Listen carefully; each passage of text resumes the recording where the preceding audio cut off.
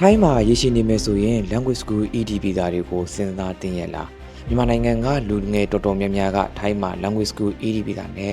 နေထိုင်ကြတာများတယ်ဆိုတော့ခမားအနေဖြင့်အဲ့ဒီဗီဇာကိုရှောက်မယ်လို့စဉ်းစားနေတယ်ဆိုရင်ဒီချက်တွေကိုထည့်သွင်းစဉ်းစားကြည့်ပါ language school ED ဗီဇာတွေကဗီဇာတက်တန်းတစ်နှစ်ပဲရရှိပြီးတော့ထပ်တိုးလို့မရနိုင်ပါဘူးတချို့အကြောင်းတွေကတော့တစ်နှစ်တစ်ကြိမ်နှစ်ကြိမ်ပေါ့နော်နိုင်ငံတွင်းမှာပဲတက်တန်းတိုးနေထိုင်လို့ရပါတယ်ဒါပေမဲ့လို့အများစုကတော့ထပ်တိုးမယ်ဆိုရင်နိုင်ငံပြင်ပပြန်ထွက်ပြီးတော့ course အသစ်အနေနဲ့ ED ဗီဇာကိုပြန်ရှောက်ရမှာပါ language school ED ဗီဇာနဲ့နေထိုင်မိမယ်ဆိုရင်ထိုင်းမှာတရားဝင်အလုပ်လုပ်ခွင့်လုံးဝ